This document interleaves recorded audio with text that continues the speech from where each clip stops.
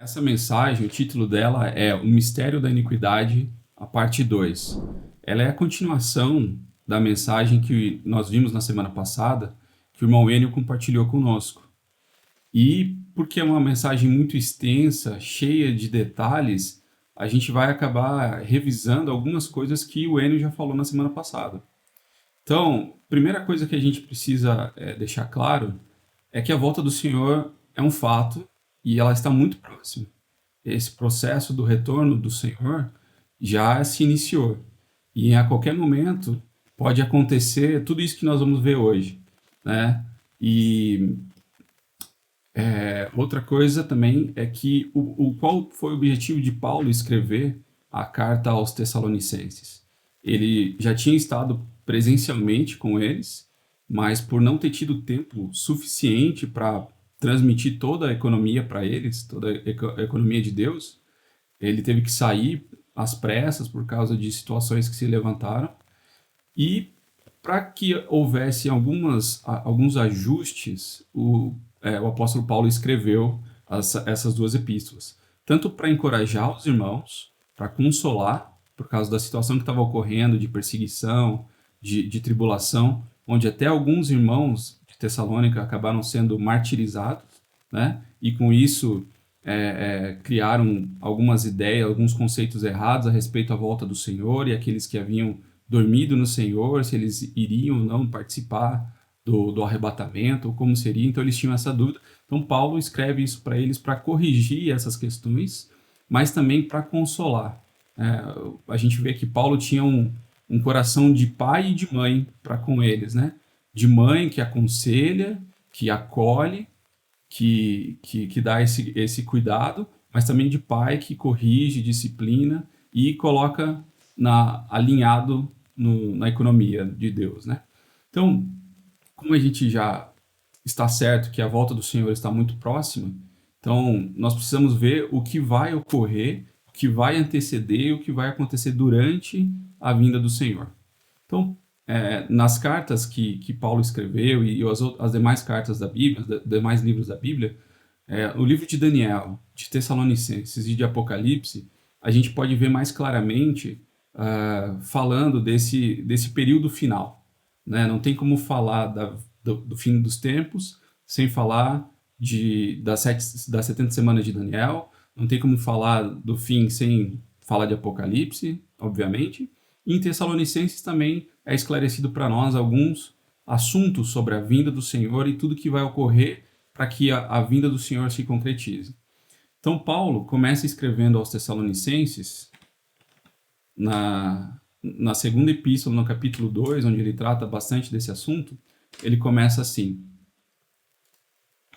Irmãos, no que diz respeito à vinda de Jesus, de nosso Senhor Jesus Cristo e à nossa reunião com eles, nós vos exortamos a que não vos demovais da vossa mente com facilidade, nem vos perturbeis, quer por espírito, quer por palavra, quer por epístola, como se procedesse de nós, supondo tenha chegado o dia do Senhor.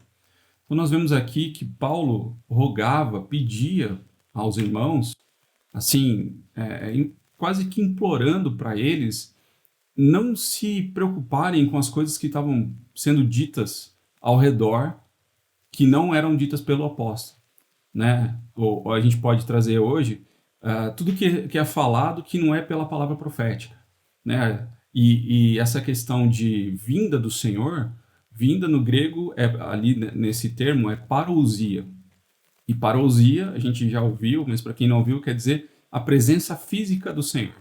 Então, essa vinda, na verdade, é o nosso encontro fisicamente com o Senhor nas nuvens, né? Isso tem a ver com o arrebatamento das primícias, que a gente vai ver mais para frente.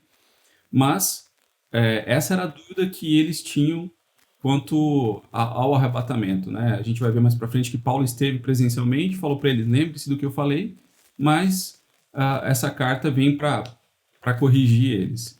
E demovais da vossa mente, quer dizer, esse verbo demover, no grego é chacoalhar a nossa mente, balançar, ficar agitados, confundido, com tantas coisas eram faladas na época sobre a vinda do Senhor ou não. Então, Paulo pede para que eles não se preocupem, não ocupem o pensamento deles com essas coisas que não são as coisas escritas por Paulo, né? E quando nós falamos da volta do Senhor, né, do nosso encontro com Ele, nós precisamos falar das 70 semanas de Daniel. Então, eu vou colocar aqui um diagrama na tela. Aí, ó.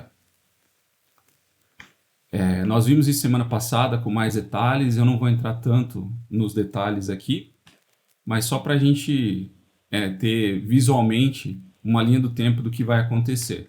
Como nós vimos que Daniel é um dos livros que fala da volta do Senhor, então a gente precisa citar eles aqui. Então, Daniel fala de 70 semanas. A gente vê lá em Daniel 9, 24 a 27, que ele cita 70 semanas, e essas 70 semanas são divididas em 3 períodos de semanas, sabendo que a semana são contadas em anos e não em dias. Então, uma semana tem 7 anos e não 7 dias. Então, ele fala no versículo 24, 25, 26, 27 sobre essas semanas. E ele começa falando, aqui a gente pode ver no gráfico, das primeiras 7 semanas. As primeiras 7 semanas, que totalizam 49 anos, foi o tempo em que o rei Artaxerxes deu a liberação para que fosse reedificada a cidade de Jerusalém, até a conclusão de todos os detalhezinhos que eram necessários para a reconstrução de Jerusalém, levaram exatamente 49 anos, como a gente pode ver no gráfico. Depois ele fala de 62 semanas até a morte do ungido. E se a gente contabilizar 62 semanas, são 434 dias, mas como dias são anos, são 434 anos. Do momento que é concluída a reedificação de Jerusalém, até a morte do ungido, até a morte e crucificação de Jesus Cristo, se passam 434 anos. Isso é historicamente comprovado, né? Não é a numerologia bíblica, não, isso é história concretizada. Mas acontece algo interessante nesse momento. Quando o Senhor é crucificado, é morto, o Senhor, Deus para o cronômetro dessa contagem das semanas, né? Nós vimos que já se passaram 69 semanas e faltaria uma semana, ou seja, faltariam mais 7 anos. E nesses 2000 anos, essas 7 semanas estão pausadas. Elas não ocorreram ainda. Nós vemos aqui que quando Cristo veio e morreu por nós, começou a era da igreja.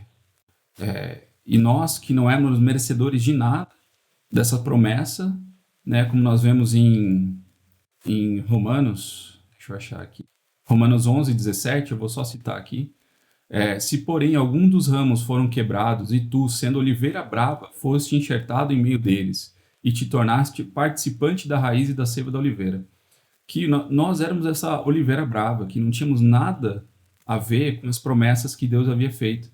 Mas, porque Cristo veio, os judeus rejeitaram a Cristo, o Senhor pausou o cronômetro, e nós, que não tínhamos nada a ver, éramos alheios a essas promessas, fomos enxertados nessa oliveira.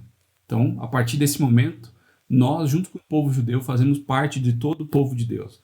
Agora nós temos participação também em todas as promessas que o Senhor fez ao povo judeu, agora se aplicam a nós também, por grande misericórdia do Senhor. Então, a era da igreja também começa a ser contada para nós. Só que vai chegar um momento que a era da igreja vai acabar, e a gente sabe que está muito perto desse tempo, do fim da era da igreja. Nós seríamos como o João Batista da nossa época, né? Assim como o João Batista fez a virada do Novo Testamento, do Antigo Testamento para o Novo, anunciando que o reino está próximo, nós também estamos aqui para anunciar que o reino do Senhor está próximo, né? Agora, na verdade, é o reino milenar e depois o reino eternal dele. Então, sabemos que está muito próximo do fim da era da igreja. Isso nós vamos ver aqui, que será essa última semana. É a última semana que resta. Quando essa última semana for startada, for começada a contagem, muitas coisas vão acontecer num curto espaço de tempo, né? E é o que nós vamos ver aqui para frente. Então, sabendo que a volta do Senhor está próxima, é um fato. O que cabe a nós, nós precisamos estar vigilantes. O Senhor fala, né, que vigiai, pois a gente não sabe a hora que ele vai vir como ladrão, que um será tomado e o outro vai ficar, estarão nas suas atividades normais, trabalhando, mas vai chegar o tempo em que um vai ser tomado e o outro vai ficar. Por isso nós precisamos vigiar. Nós, como igreja, temos essa graça de estar recebendo toda essa palavra de alerta para nós. A princípio pode parecer uma palavra até que assusta, né? O Senhor está voltando, o fim do mundo, e não sei o que, tribulação. Mas isso serve principalmente de encorajamento para nós, porque nós ainda estamos na era da igreja. Ainda dá tempo de ser transformado para que nós possamos reinar com o Senhor, ainda sem passar por toda essa tribulação. Voltando aqui para a tela, eu quero mostrar para vocês um versículo muito interessante, que é Joel 2:31. Olha que interessante esse versículo, eu vou comparar com outro depois. O sol se converterá em trevas e a lua em sangue, antes que venha o grande e terrível dia do Senhor. Veja, o sol se converterá em trevas, a lua em sangue, antes que venha o grande e terrível dia do Senhor. Isso está se referindo à segunda volta do Senhor. Mas agora, se a gente for em Atos 2:20, a gente vai ver uma semelhança muito, muito grande com esse versículo. Vejam lá. O sol se converterá em trevas e a lua em sangue, antes que venha o grande e glorioso dia do Senhor. Só existe uma palavra diferente desse versículo com o do anterior, que é o grande e glorioso dia do Senhor. Irmãos, para alguns, a vinda do Senhor, o dia do Senhor, vai ser um grande e terrível dia. Mas para outros, vai ser um grande e glorioso dia. Se o Senhor voltasse nesse exato momento, como seria esse dia para nós? Seria grande e terrível ou grande e glorioso? Talvez a resposta seja terrível, porque a gente não se sinta preparado. Mas graças ao Senhor que, ao contrário de que muitos dizem que ele tarda em retornar, na verdade ele está sendo longânimo conosco e nos dando tempo de ser aperfeiçoados ainda hoje. Senhor Jesus. Então, quando começar essa última semana de 7 anos, o iníquo vai surgir. Ainda ele não vai ser o anticristo, ele vai ser só um político influente, muito carismático, onde as pessoas vão amar, idolatrar ele. Ele vai fazer um acordo de paz entre Israel e os países árabes. Ele vai dar uma falsa sensação de segurança, de estabilidade econômica, de estabilidade nos conflitos entre países. E a gente sabe como aquela região ali do Oriente Médio tem muito conflito, sempre existiu conflitos, né? Então ele vai conseguir apaziguar tudo. E nesse período de paz, Israel vai conseguir reconstruir o terceiro templo, né?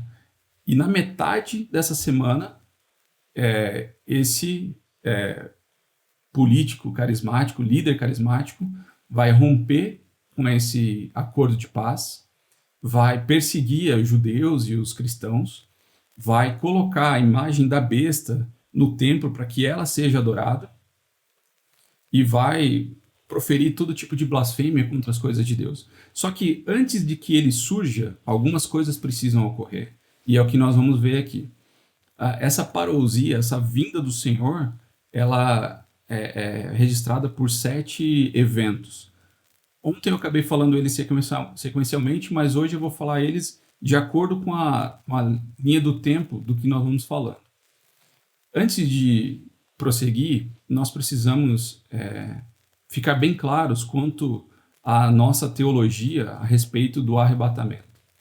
Tem vertentes que acreditam que a igreja será arrebatada antes da grande tribulação. Toda a igreja será arrebatada. Tem outra vertente que acredita que a igreja só será arrebatada depois da grande tribulação. Nós, entretanto, acreditamos em algo mais completo, que é muito embasado pelos versículos que nós temos, né? Nós acreditamos tanto que haverá um arrebatamento antes da grande tribulação, quanto um arrebatamento após a grande tribulação. Então, só para exemplificar isso que eu acabei de falar, vamos ver aqui em Apocalipse 4, 14:4. São estes os que não se macularam com mulheres, está se referindo aos 144 mil, aqui do versículo 3, né? Os 144 mil que foram comprados da terra, ou seja, foram ceifados da terra, foram removidos da terra. Mas aqui a gente vai ver que eles foram como primícias. Aqui, ó, são estes os que foram redimidos dentre os homens, primícias para Deus e para o Cordeiro.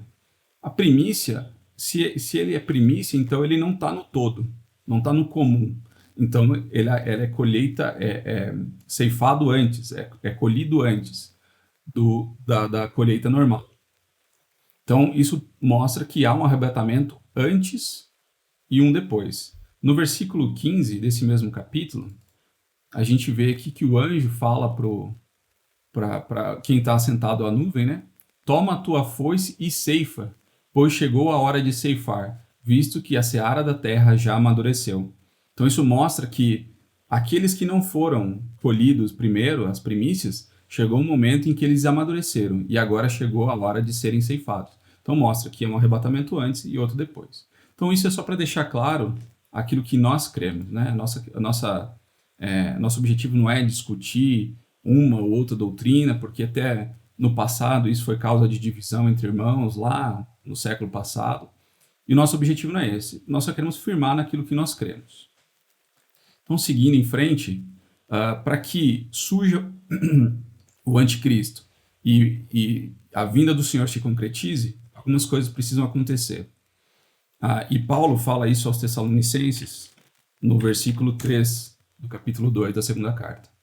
Ninguém de nenhum modo vos engane, porque isto não acontecerá sem que primeiro venha a apostasia e seja revelado o homem da iniquidade, o filho da perdição. Então, aquilo que Paulo exortou aos Tessalonicenses para que eles não se perturbassem, né, de quanto à vinda do Senhor, que eles não precisavam se preocupar. Por quê? Porque antes de que a vinda do Senhor ocorresse, isso teria que acontecer. Teria que ter a apostasia e o filho da iniquidade ser revelado. Ou o homem da iniquidade, o filho da perdição ser revelado. E quando a gente fala em apostasia, a gente fala de separação, desvio. É um abandono da fé. Apostatou da fé, abandonou a fé. E aí depois da mensagem de ontem eu fui pesquisar no grego, mais uma definição melhor dessa palavra, e vi que em alguns documentos políticos da época, eles usavam esse termo apostasia para se referir à rebeldia, a rebeldes. Então a gente pode dizer também que aqueles que apostataram da fé foram aqueles que se rebelaram contra a fé.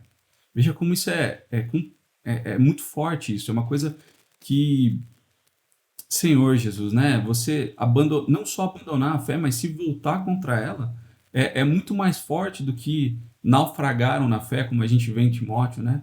Que a fé dá uma esmorecida e tal, mas aqui é você se rebelar contra a fé, contra as verdades do Senhor, com tudo que se refere à autoridade e à palavra de Deus. Então a gente vê que antes de que o iníquo apareça, essa apostasia vai ter que tomar conta da terra. Né? E homem da iniquidade, filho da perdição, são alguns títulos que é dado ao anticristo. E a gente vê que essa apostasia já opera na nossa época. Não só no mundo, né, onde a gente vê que a moralidade está sendo subjetivada, não existe mais o certo e o errado, né, e também dentro das próprias igrejas evangélicas. Né, tem mudado ali o valor das coisas, tem acrescentado um pouquinho de fermento para deixar essa palavra mais maleável, trazendo uma palavra às vezes de motivação, de ajuda.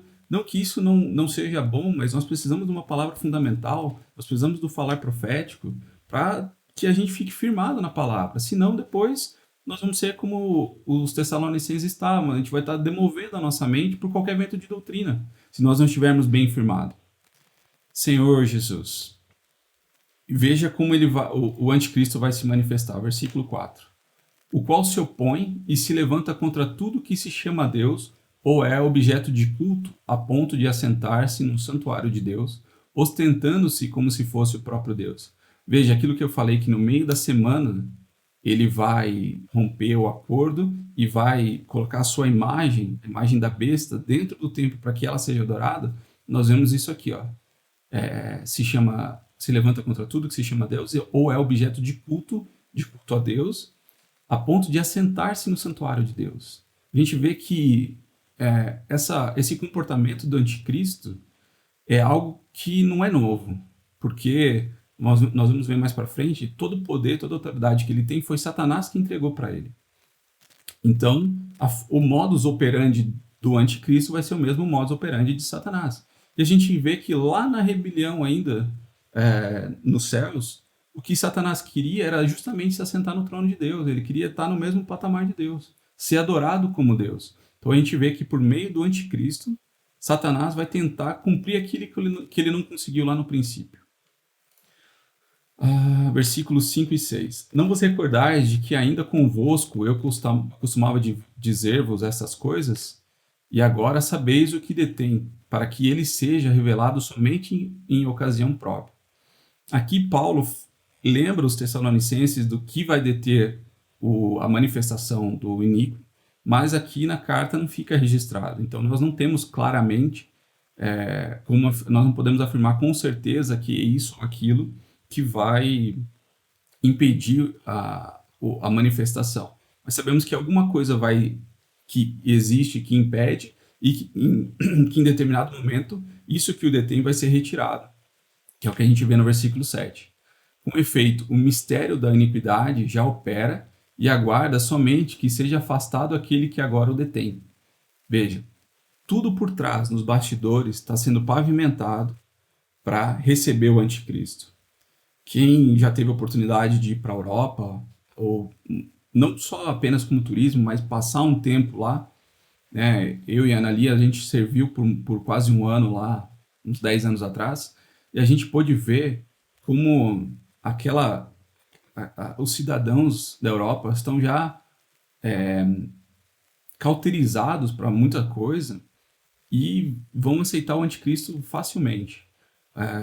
Muitas vezes a gente ia pregar o evangelho e as pessoas falavam, não creio em Deus, meu Deus é meu dinheiro, é isso que paga minhas contas. Então a gente vê como a iniquidade já está se espalhando por todo lugar, né? Só esperando aquilo que realmente o detém para que ele se manifeste.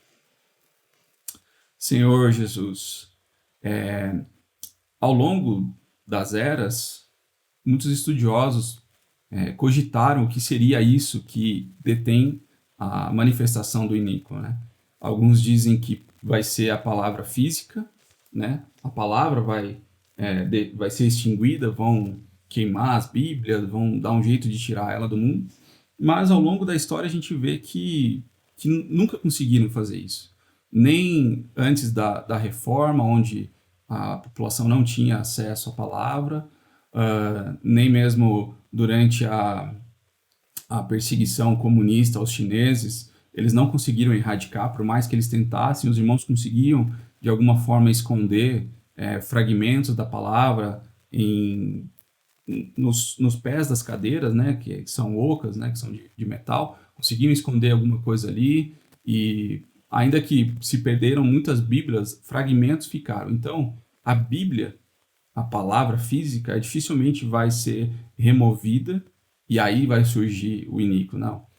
Inclusive a colportagem, como nós conhecemos, esse termo surgiu lá 1600 e pouco, não me lembro agora, porque a palavra era proibida, mas alguns conseguiam andar com fragmentos da palavra também, alguns livros, algumas epístolas, e eles iam se encontrando e trocando, e como trocava figurinha, né? Eu já li essa parte, troco com aquele, leio essa parte aqui. Então, provavelmente não vai ser a palavra física que vai sumir. Alguns dizem que também será a igreja, mas como a gente pôde ver, vai ter um arrebatamento primário, né, das primícias, e grande parte da igreja vai ficar. Então, muito possivelmente não será a remoção da igreja. O que os irmãos hoje acreditam é que o que será removido daqui será os vencedores, porque assim que eles são arrebatados, há uma peleja no céu. De lá, Satanás é expulso para a terra, e aí a manifestação do anticristo ocorre. Só que junto com os vencedores, eles são como, podemos dizer assim, guardiões da palavra, né? Por meio deles ainda existe um cuidado, um zelo pelos princípios que nós aprendemos na palavra. Então, muito provavelmente, depois que eles forem arrebatados, e nesse processo também, a palavra vai cair em descrédito. Você vê hoje em dia que muitas pessoas influentes, sejam elas políticos, autoridades, empresários milionários, ou artistas, ou influenciadores digitais, eles têm total desprezo e descredibilizam a palavra. Falam que nós somos alienados, de que que a Bíblia é um conto de fadas, de que é tudo historinha história da carochinha e tal. Então a gente vê como hoje a iniquidade está se espalhando de tal forma que a palavra do Senhor, que é uma verdade absoluta, ela está caindo em total descrédito. E aí quando chegar um ponto que a palavra já não tem mais efeito nenhum sobre as pessoas, provavelmente será aí então que o iníquo vai se manifestar. A gente ainda inconscientemente as pessoas seguem as leis, Constituição, Código Penal, Civil, etc., que muitas delas foram baseadas nos princípios bíblicos.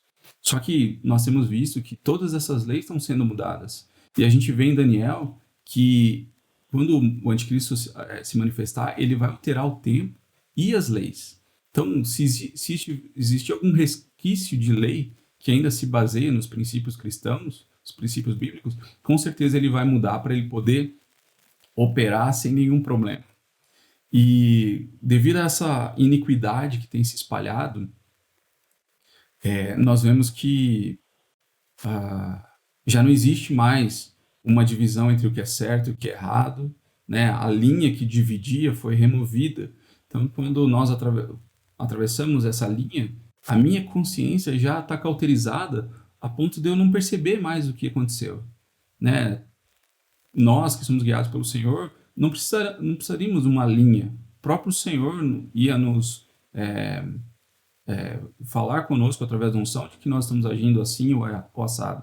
Mas hoje, o que a sociedade faz é simplesmente remover essa linha e aquilo que era preto e branco agora se mescla e é tudo cinza. Então, não existe mais certo e errado, tudo é permitido, posso fazer o que eu quiser. Existia um homem no século passado que foi considerado o homem mais perverso do século, o homem mais ímpio, mais iníquo. E a única coisa que ele disse, dentre tantas, mas que ficou marcado, faz aquilo que tu queres. Faz conforme a tua vontade. Deu vontade, faz. Isso é a lei. Mas veja que isso é um princípio satânico desde lá do Éden.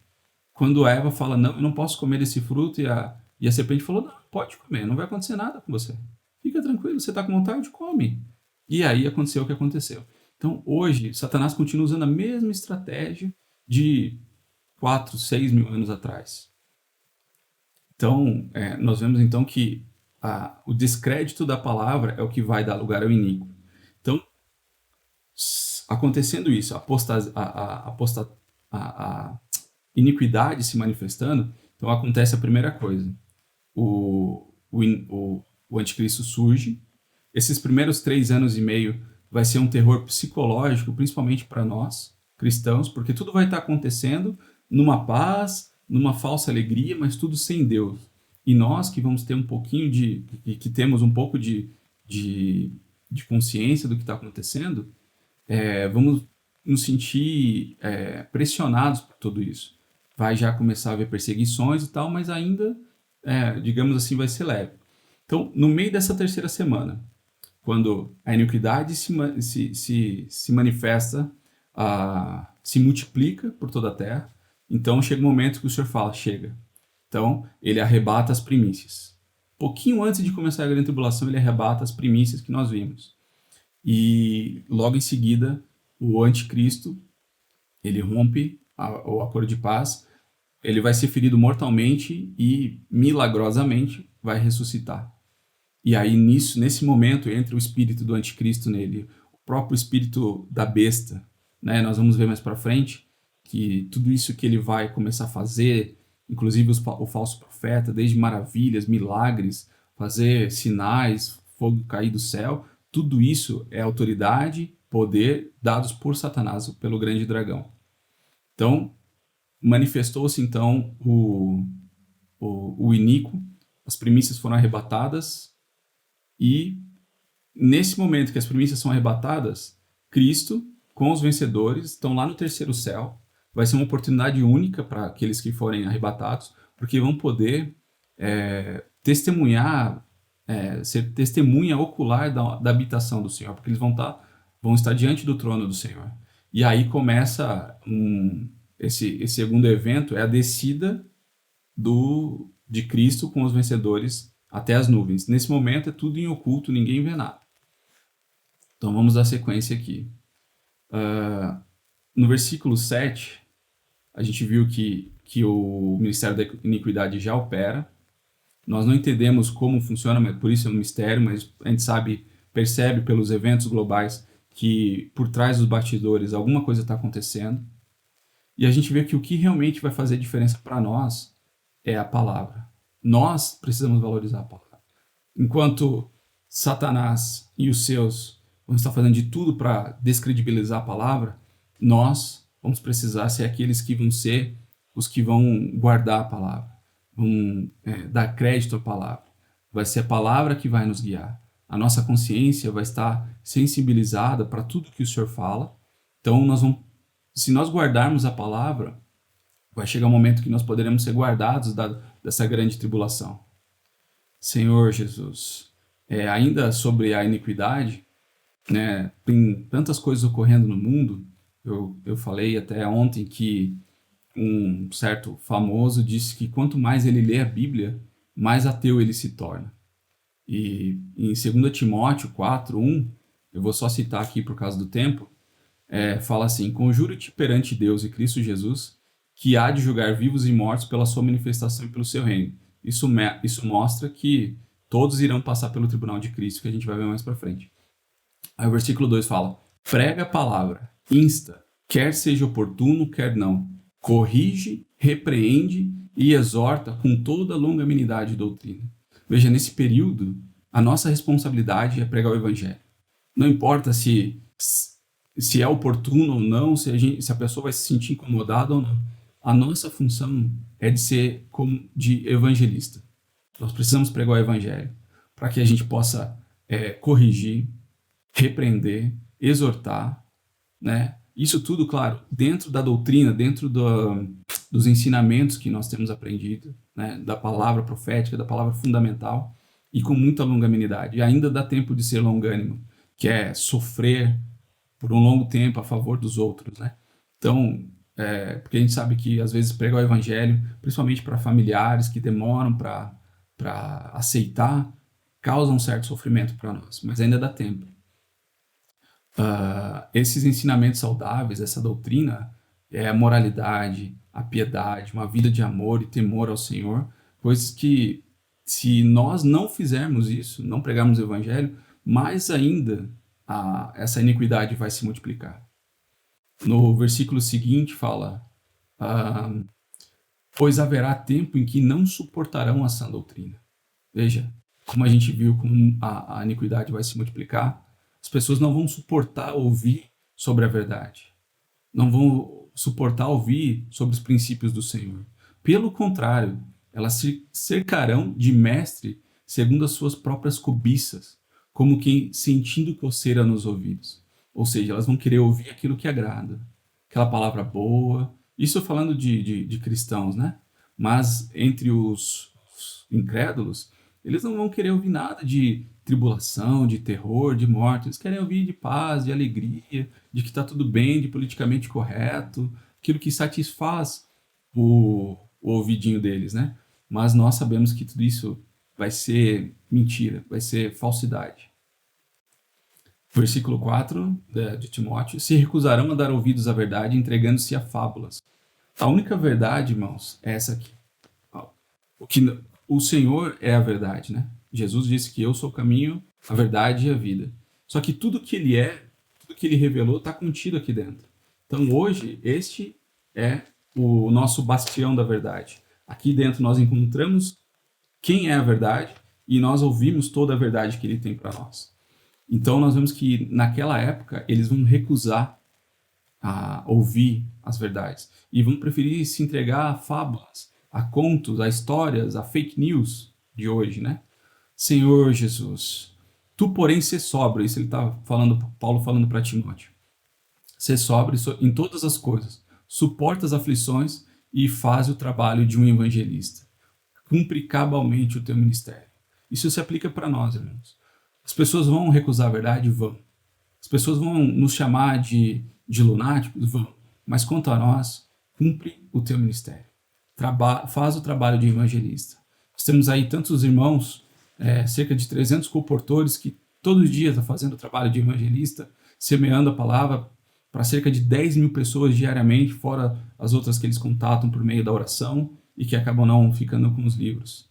Né? Então, nós temos um exemplo para nós. Talvez a gente não tenha essa disponibilidade de bater meta de 50 livros por dia, mas a gente pode entregar um Jave no trabalho, no ônibus, no Uber.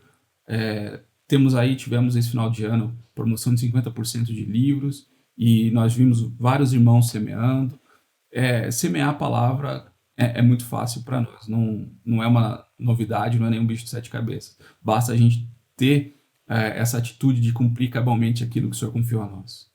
E aí em Tito, o Senhor fala assim: tal testemunho é exato, portanto, repreende-os severamente para que sejam sadios na fé. Então veja, irmãos, quando a gente recebe uma repreensão dos irmãos, ou até mesmo o Senhor em comunhão conosco, para que a nossa fé não seja afetada por essa apostasia, mas ela se mantenha firme, se mantenha saudável. E não se ocupem com fábulas judaicas, nem com os mandamentos de homens desviados da verdade. Veja, desde aquela época já existia as fake news, né? E como a gente vê aqui, aqueles que detêm o poder de sancionar leis são homens desviados da verdade. Por mais que um ou outro tente se manter na verdade, ele acaba sendo corrompido e acaba sendo desviado. Em 1 Timóteo 1:3 fala assim: quando eu estava de viagem rumo a Macedônia, te roguei permanecesse ainda em Éfeso para admoestardes a certas pessoas.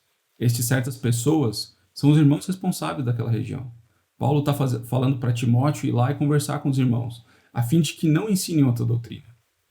Irmão, hoje nós temos, eu já falei e repito, nós temos a palavra fundamental, nós temos a palavra profética. Muito do que nós temos ouvido está contido em livros, né? Tantas preciosidades que nós temos que nos levam à verdade. Ela não substitui a verdade, mas ela nos leva à verdade. Então, nós precisamos dar valor à palavra.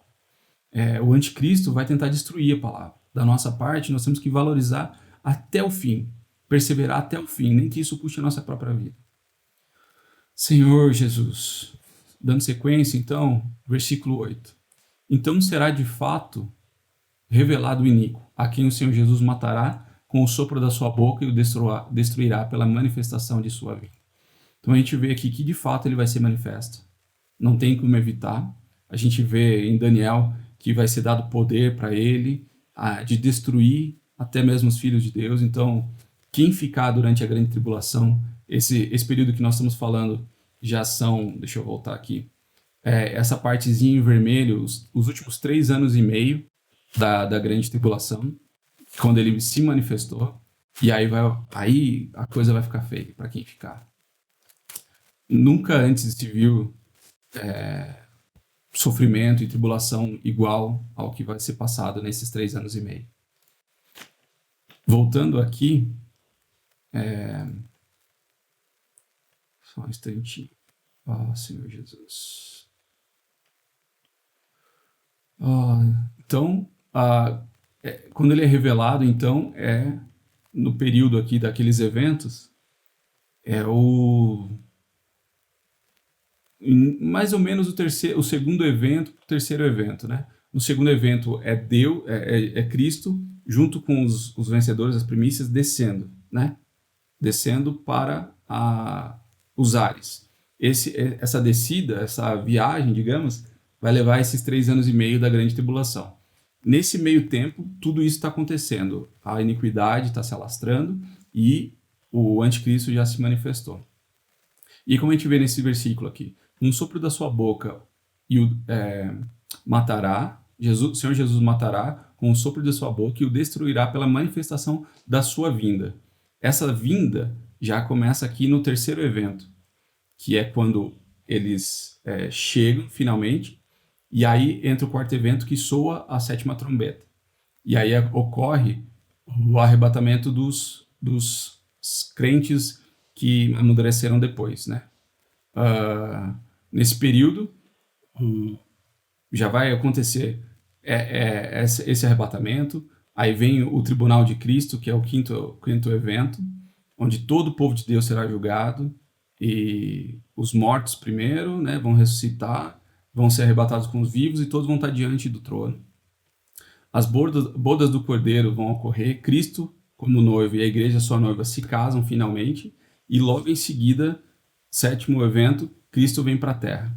Nessa vinda à Terra, aí se desdobra em outros três eventos. A Batalha do Armagedon, o ajuntamento dos judeus e o julgamento dos incrédulos. Na Batalha do Armagedon, o anticristo e o profeta vão ser destruídos. A gente vê aqui que pelo sopro da boca ele será destruído. O sopro, como a gente vê no grego, é pneuma, quer dizer espírito. Então, pelo espírito, pela palavra, né, a gente vê em Apocalipse também que da boca dele, Apocalipse 19, vai sair uma espada. Em Éfeso a gente viu que a espada é a palavra. Então, por meio do espírito e da palavra, o anticristo vai ser anulado, vai ser destruído. Isso tudo dentro já paralelo ao sétimo evento. No versículo 9. Ora, o aparecimento do iníquo é segundo a eficácia de Satanás com todo o poder e sinais e prodígios da mentira. Então nós vemos aqui que toda autoridade, todo o poder que ele tem, vem de uma única fonte, vem de Satanás. Nós vemos em Apocalipse que o dragão deu poder e autoridade ao anticristo. Toda a terra vai se maravilhar por causa das coisas que ele faz. Vão adorar tanto o dragão que deu autoridade, quanto a besta. A gente vai ver que ele vai perseguir todos os cristãos por causa desse poder que ele tem agora, cristãos e judeus. Em Daniel 8, 28, diz que o poder dele é tão grande que não vai existir nenhuma lei sobre ele, nenhuma autoridade.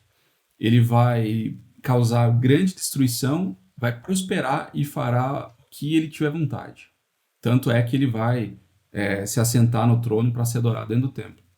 E, com certeza, uma coisa que ele vai fazer é destruir o povo de Deus. Vai perseguir grandemente o povo de Deus. Nesse povo de Deus já enquadra judeus e crentes. No versículo 10, e com todo engano de injustiça aos que perecem, porque não acolheram o amor da verdade para serem salvos. Aqui a gente vê que o que causou o engano a essas pessoas que descredibilizaram a palavra foi justamente não amarem a verdade, não amarem a palavra, não darem o real valor que a palavra merece. Então, por causa dessa disposição mental deles, eles vão ser entregues a essa injustiça, eles vão ser enganados por Satanás e vão acabar perecendo, como a gente vê no versículo, né? E cabe a nós, nesse momento, né, reforçar isso, que enquanto a gente estiver vivo, tiver oportunidade, nós precisamos deixar o Senhor nos usar. Sempre que houver uma oportunidade, a gente precisa espalhar o amor, esse amor da verdade. Seja para os nossos familiares, para os vizinhos, para amigos, para conhecidos, para desconhecidos, né? Nós precisamos permitir que o Senhor nos use para salvar as pessoas, porque ainda era da graça. Ainda há oportunidade para eles. Porque se eles não aceitarem agora, nessa era, e ter o nome deles inscrito no livro da vida, no dia do juízo final, eles fatalmente vão ser lançados no lago de fogo. Eles vão ser reprovados, porque o nome deles não está no livro da vida. Então isso cabe a nós, irmãos. E o coração do Senhor não é fazer acepção, né? Vamos ver aqui em 1 Timóteo 2:4. É importante ver essa questão, porque o desejo de Deus é que todos os homens sejam salvos e cheguem ao pleno conhecimento da verdade. Se dependesse dele, ninguém se perderia. mas porque alguns se permitem ser enganados, desprezam falar, fatalmente vão acabar perecendo, né? E o perigo de ser enganado, vou voltar ali para o versículo, o perigo desse engano é que em Mateus fala que até os eleitos poderão ser enganados. Tamanha é a artimanha do anticristo e de Satanás. Aí se você pensa assim, eu não vou ser enganado, que vai aparecer o anticristo, eu vou saber que é ele. Irmãos, não se engane, ele não vai aparecer falando, eu sou o anticristo, agora quem não me adorar, quem não tiver minha marca na testa ou na mão, vai morrer. Ele não vai aparecer assim. Ele vai ser um líder carismático, poderoso, vai fazer grandes maravilhas e todos vão adorar ele.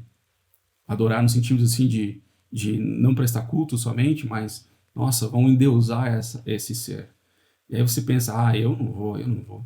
Se a gente olhar hoje para a nossa situação, principalmente no Brasil, até em alguns outros países, muitos têm políticos de estimação, independente do que um ou outro faça, certo ou errado, se ele faz o que eu acho certo, ele é louvável.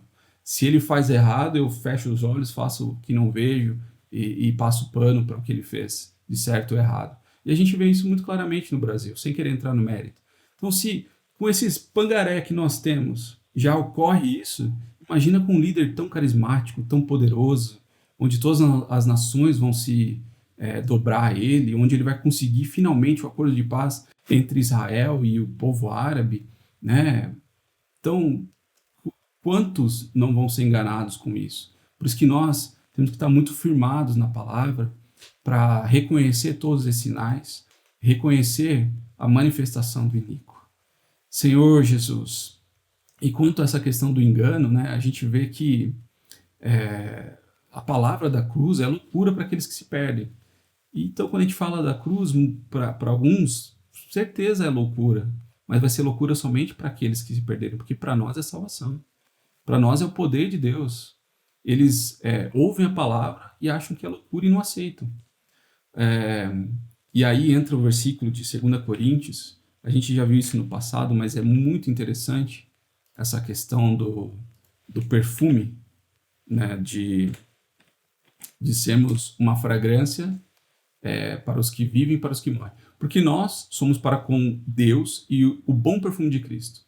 Então, se nós permitimos que o Senhor se manifeste em nós, vivemos o ministério da piedade, que é o Cristo manifestado na nossa carne, nós seremos esse bom perfume para todos ao nosso redor.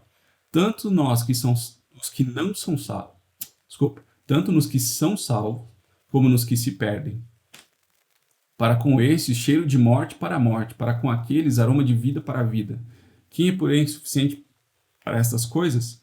Então, nós vemos claramente nesse trecho que quando nós permitimos o Senhor se manifestar por meio de nós, a nossa presença vai definir o destino das pessoas. Para aqueles que acatarem a verdade, será aroma de vida para a vida. Mas para aqueles que rejeitarem, para aqueles que acharem que é loucura, será aroma de morte para a morte.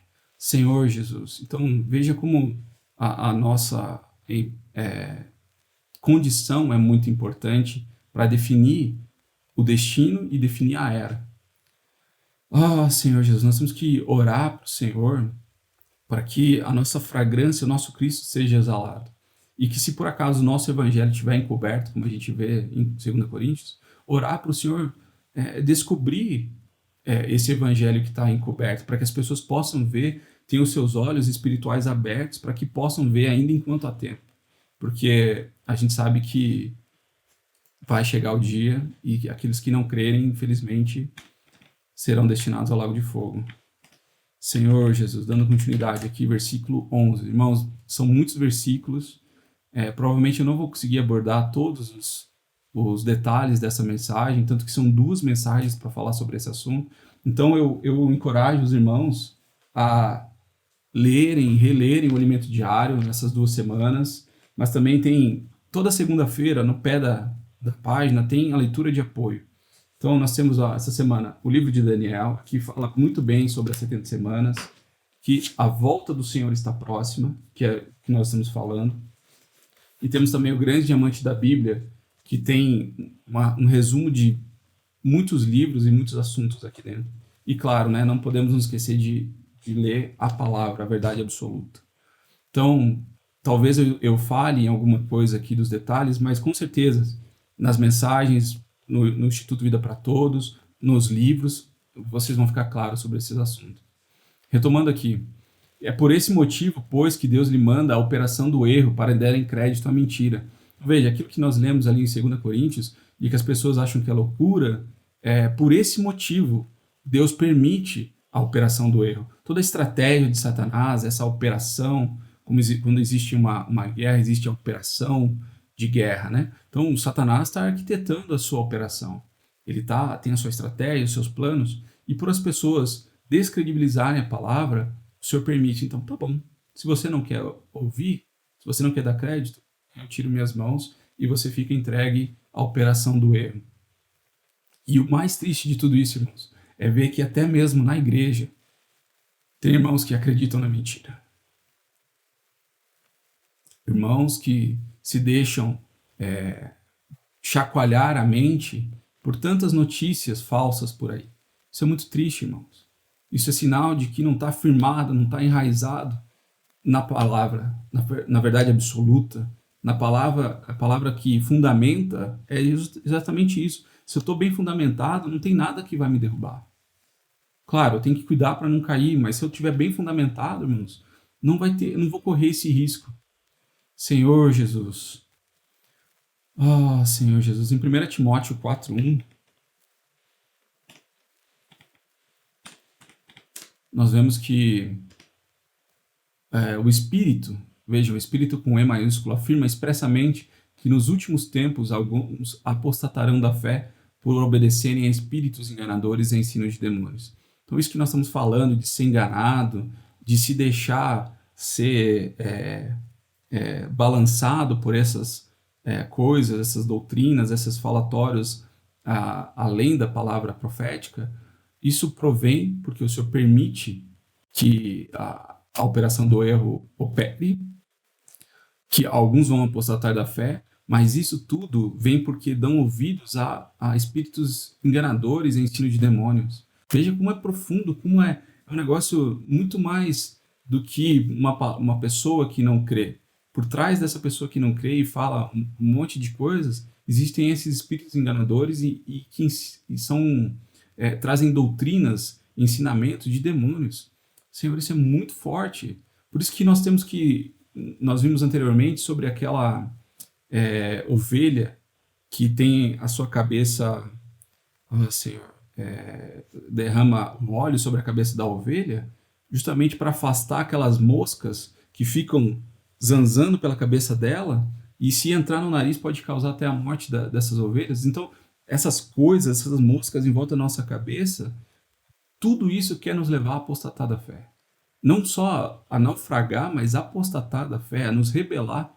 Todos esses bombardeios que a gente recebe todo dia, coisas que a gente vê, desde ensinamentos distorcidos da Bíblia até ensinamentos contra a Bíblia. Então, irmãos, nós temos que ficar vigilantes contra tudo isso que nós vemos, principalmente na internet. Nunca se espalhou tanto notícias falsas, teorias da conspiração, como depois do advento da internet. E essas coisas nos prendem, nos distraem do foco. O irmão também cita a questão de videogame para os jovens, como isso prende. Talvez o jovem que ouça isso fale, não, eu não fico. Se você falou isso é porque você sabe que no fundo fica, né? Eu já fui jogador de videogame, sei como isso distrai, sei como isso rouba o meu tempo. Isso pode ser internet, pode ser filmes, séries, novela, distraído com um passarinho passando na janela, tantas coisas que roubam o nosso tempo, que Satanás tenta fazer para nos desviar, para nos apostatar. Irmão, nós precisamos estar vigilantes. Senhor Jesus, voltando para a 2 Tessalonicenses, e esses que são enganados, eles serão julgados, todos quantos não deram crédito à verdade. Antes, pelo contrário, deleitaram-se com a justiça. A gente vê em Romanos que eles não só se deleitam na justiça, mas não dão crédito à verdade, como eles mudam a verdade. Eles pegam a verdade de Deus e mudam, transformam ela em mentira, adorando e servindo a criatura no lugar do Criador. É o que a gente vê hoje, né? Hoje nós vivemos num mundo antropocêntrico, onde o homem é o centro e não mais teocêntrico, onde Deus é o centro, ou cristocêntrico, onde Cristo é o centro. Tudo hoje é para o homem, feito para o homem faz maravilhas, e isso é uma estrada perfeita para o anticristo surgir e receber toda essa adoração. E as pessoas que praticam tais coisas não só fazem, mas como elas endossam, elas aprovam os demais que fazem. Claro, eles não querem ficar sozinhos, né? Eles querem ter mais pessoas, bate palma quando elas cometem qualquer tipo de iniquidade. E o Senhor vai julgar essas pessoas porque elas não deram crédito à verdade, né? Se você não tem algo que te baseia, que te orienta, te dá um norte na verdade, tudo se distorce depois disso. Qualquer coisa é válida. Senhor Jesus. Mas, finalmente, nós chegamos no versículo 13, onde começa o encorajamento de Paulo. Até aqui ele estava corrigindo, estava admoestando, estava orientando os irmãos, mas aqui começa o encorajamento de Paulo aos Tessalonicenses e, por consequência, a nós também, né? Senhor Jesus. Entretanto, devemos sempre dar graças a Deus por vós, irmãos amados, pelo Senhor, porque Deus vos escolheu desde o princípio para a salvação, pela santificação do Espírito e fé na verdade. Começando aqui justamente por essa palavra, entretanto. Isso quer dizer, irmãos, mesmo acontecendo tudo isso que a gente viu de negativo, de ruim, entretanto, mesmo assim, nós devemos dar graças a Deus por vós. Por quê? Porque o Senhor nos amou, o Senhor vos amou, e Ele nos escolheu antes da fundação do mundo, desde o princípio, lá aonde ainda estava sem forma e vazia, antes que Deus falasse haja luz, o Senhor já tinha nos predestinado. Por causa do tempo, eu vou me ater a só citar os versículos, porque já estamos bem prolongados. Então, nós vemos que o Senhor nos escolheu desde o princípio, e Ele nos amou desde lá. Então, o fato de sermos escolhidos, isso já nos dá um encorajamento muito grande, porque o Senhor nos escolheu apenas para ter nos escolhido e deixar na estante guardado. Não, ele nos escolheu, Ele nos ama e Ele nos guarda. E se nós guardarmos a sua palavra, nós seremos guardados de tudo isso também. Vamos ver aqui, em Tessalonicenses fala que nós somos chamados para o seu reino e glória. E aqui, né, nos escolheu desde o princípio para a salvação. Então Ele nos escolheu, Ele nos chamou. No tempo, nós fomos escolhidos, predestinados lá antes da fundação, mas chegou um tempo em que o Senhor nos chamou.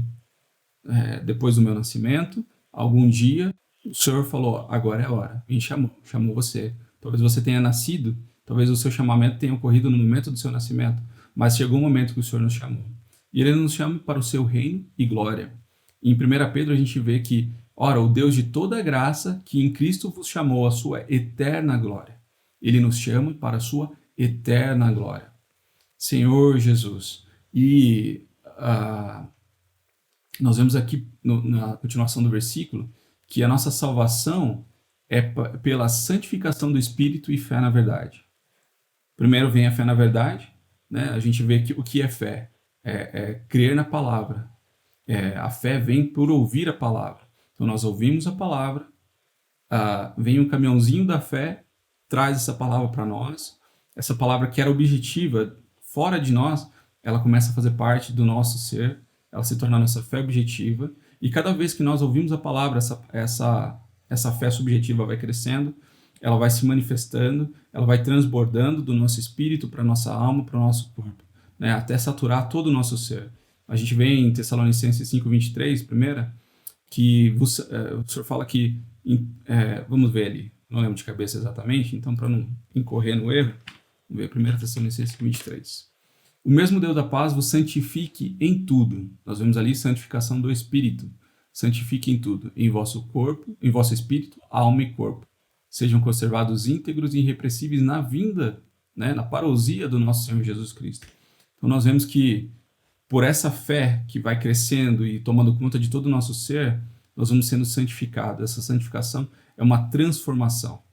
Essa transformação deve ocorrer em nós, irmão, enquanto ainda há tempo, para que nós almejemos, né, a ser arrebatados como primícia. Esse é o primeiro final de semana, a primeira palavra desse ano de 2021. Muitas pessoas no mundo fazem resoluções quando iniciam um novo ano, né? Apesar de ser só a translação do planeta e recomeçar a contagem do tempo, pode ser para nós também um reinício da nossa consagração ao Senhor, né? Você pode ter como resolução nesse ano de 2021 dar mais valor à palavra, se entregar mais a essa fé, ouvir mais a palavra, até que o seu ser seja transbordado com toda essa fé e você seja santificado. Esse é o meu desejo também, né? Ó Senhor Jesus. Versículo 14. Porque também vos chamou mediante o nosso evangelho para alcançardes a glória do nosso Senhor Jesus Cristo. Aqui nós vemos que Paulo fala o nosso evangelho, era o evangelho de Paulo. Paulo tomava posse desse evangelho que já confundia quem era ele e quem era o evangelho.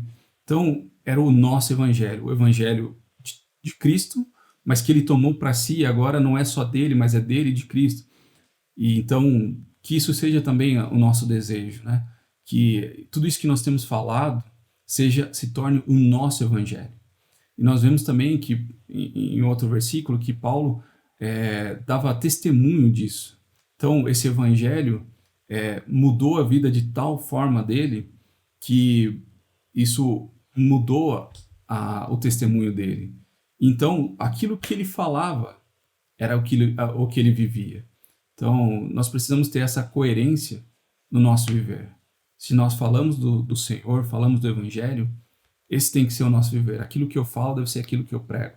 Ou, aquilo que eu vivo deve ser aquilo que eu prego. E o nosso Evangelho, particularmente falando de nós, ele é calcado na palavra fundamental e na palavra profética. Eu venho falando isso, né? Então, nós temos que dar muito valor à palavra que nós temos ouvido. Por meio de todas as mensagens que nós temos ouvido durante esses anos, né? Tudo isso tem sido o nosso fundamento. E se nós não estivermos bem fundamentados, irmãos, nós vamos ver mais para frente que se eu não estiver firme, eu vou desmoronar. Então, esse o encorajamento de Paulo e dessa mensagem é o nosso valorizar a palavra. Semana que vem nós vamos ver sobre a vacina e dentro da semana vai ter um dia que vai falar sobre valorizar a palavra.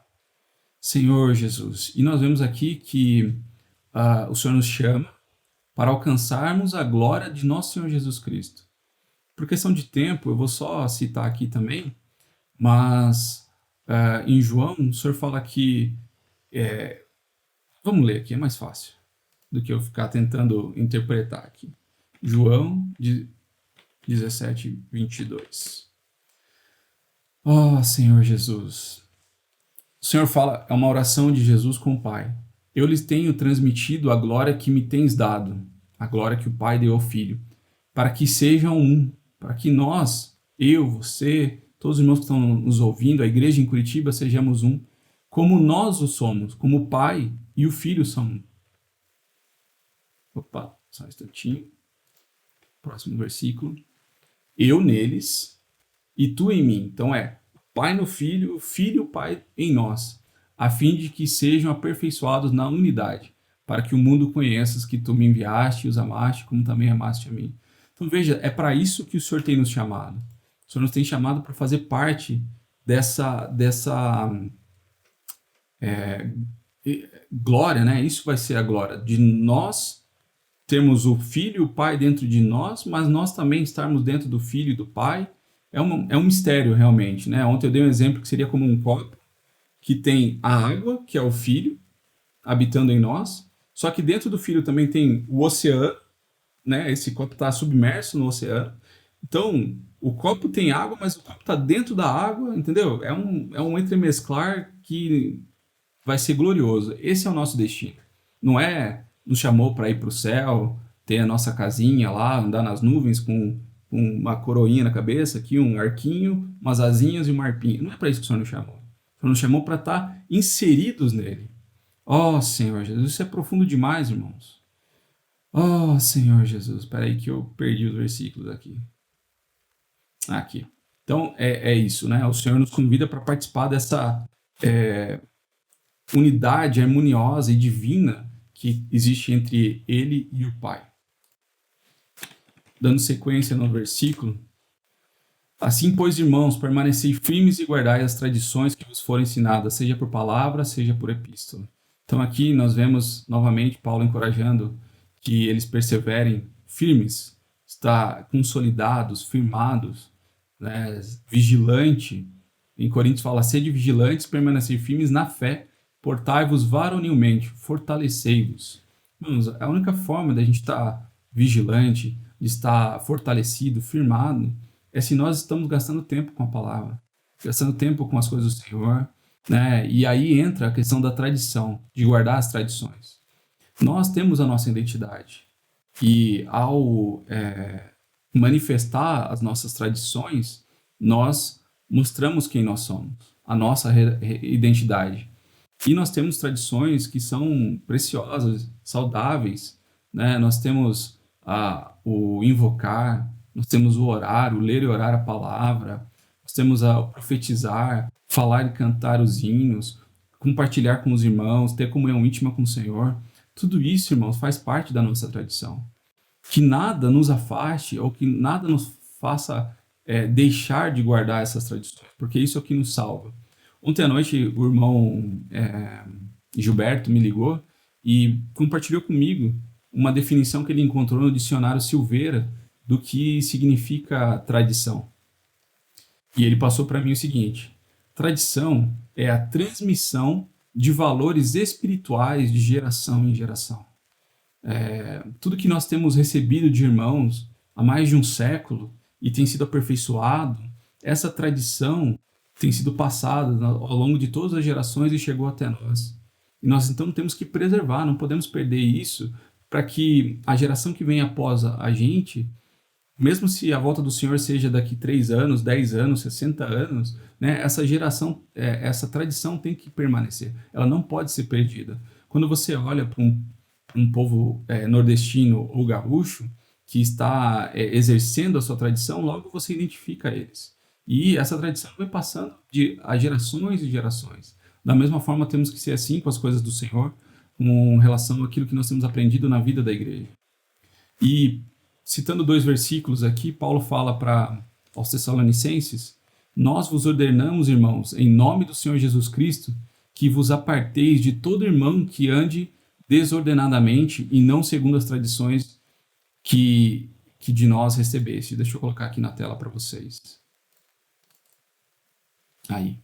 Nesse versículo a gente vê que Paulo encoraja nos afastar de qualquer pessoa, sendo ela irmã, que não praticam essa tradição, que não guarda essa tradição. Irmão, parece ser muito forte, mas veja o que acontece ali. Eles andam de forma desordenada, não tem direção, andam com a mente chacoalhada. Qualquer coisa que fala aqui, eles se chacoalham. Mas quem segue a tradição, essas boas tradições, sempre vai estar firmado, vai estar andando de forma ordeira. E depois também, uma coisa que encoraja muito, quando Paulo fala aos Coríntios, em 1 Coríntios 11, 12. Porque, como provém... peraí que eu acho que não é esse. É 2, não é 12. De fato, eu vos louvo, porque em tudo vos lembrais de mim e retende as tradições, assim como vos-las entreguei. Mas, vejam, irmãos, os coríntios foram louvados nessa questão, porque da forma que Paulo entregou as tradições, esses princípios para eles, passou-se um tempo e eles mantiveram aquilo sem acrescentar, nem remover, nem andar de forma desordeira. Nós vemos então qual a importância de manter, de reter essas tradições. Senhor Jesus. Se encaminhando para o final já, irmãos.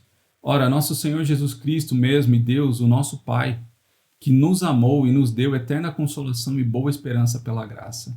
Que nós vemos que, quando o Pai e o Filho são um, os sentimentos deles por nós também é um.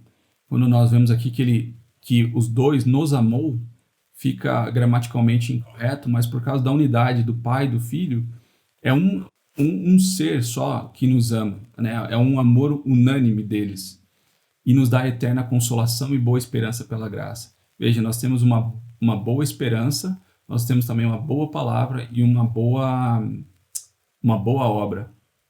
Essa consolação que nos consola, eterna consolação, é a nossa garantia de que temos a vida eterna.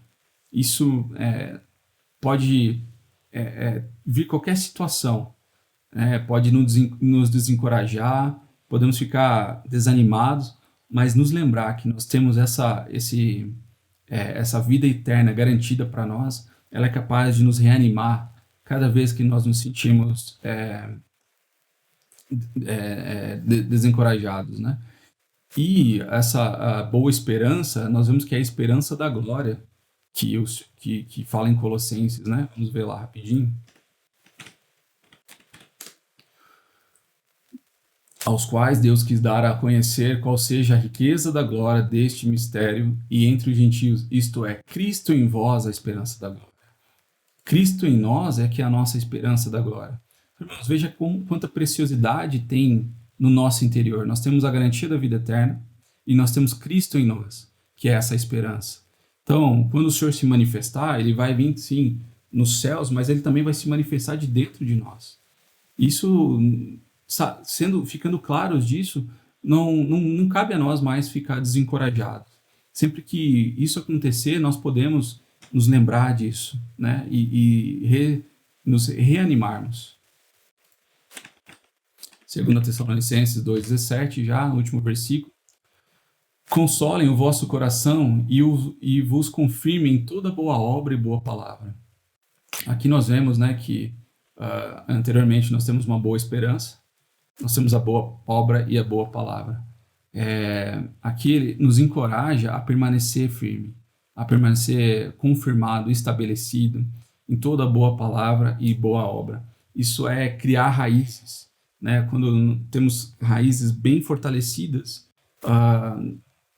nada vai poder nos derrubar, nem vento de doutrina nos balança, nem mesmo o inimigo vai poder nos derrubar. Só para confirmar esses versículos, 2 Tessalonicenses, capítulo 3, versículo 3. Todavia o Senhor é fiel, e Ele vos confirmará e guardará do maligno. Veja, se você estava atemorizado por causa das coisas que vão ocorrer, esse versículo nos encoraja muito, né? Porque é Ele mesmo que vai nos firmar, vai nos consolidar, vai nos manter firme, e ainda assim vai nos guardar do maligno. E 1 Pedro 5,10 também fala de firmar. Ora, o Deus de toda a graça, que nós vimos, que em Cristo vos chamou a sua eterna glória, nós vimos o que é essa eterna glória, que está inseridos neles, depois de ter sofrido por um pouco. Sofrimento faz parte da vida do cristão, né? Mas não é o que define a vida do cristão. Ele mesmo vos há de aperfeiçoar, firmar, fortificar e fundamentar. Veja, então, o Senhor, apesar da nossa salvação depender muito de nós, ainda assim o Senhor nos dá todas as ferramentas e ainda nos auxilia para que no final nós obtenhamos essa salvação. Irmãos, eu espero que essa palavra tenha servido de encorajamento para todos nós. Nós estamos aí falando em tempos de pandemia e esse vírus da iniquidade vai se espalhar como essa pandemia, mas o Senhor, por meio da sua palavra, vem nos vacinar contra o ministério da iniquidade. A palavra é o que nos imuniza desse vírus da iniquidade que está se espalhando e tenta contaminar todas as pessoas, inclusive nós. E, Senhor Jesus, nós vemos que por meio do Evangelho nós temos sido salvos, temos sido guardados dessa pandemia espiritual, digo, né, da iniquidade. E o Senhor está fazendo tudo isso com o objetivo de nos conduzir à glória, essa glória eterna que nós vimos, né? Que Ele nos encoraja a permanecer firmes, né, até a sua volta. Quero só lembrar um último versículo, que se nós vemos que o o ministério da iniquidade opera, o mistério da iniquidade opera, tem outra coisa também que opera a nosso favor. Aqui, ó. Outra razão ainda temos nós para incessantemente dar graças a Deus, é que tendo vós recebido a palavra que de nós ouvistes, que é de Deus, acolheste não como palavra de homens, e sim como em verdade é.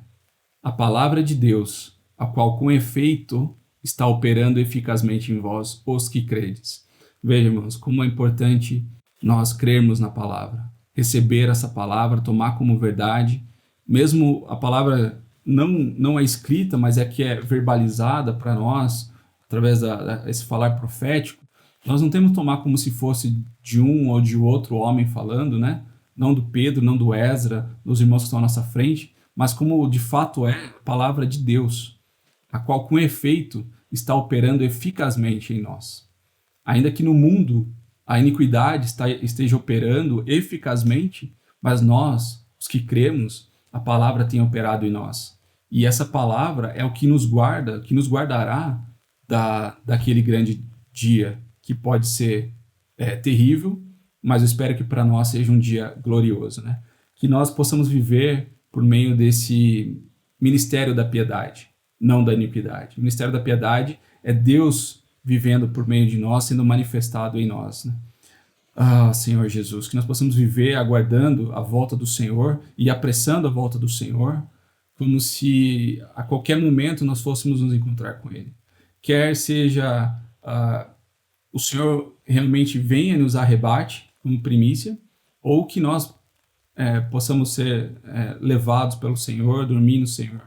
Que independente de qual situação ocorra, que nós estejamos preparados, lutando como vencedores. Jesus é o Senhor, irmãos.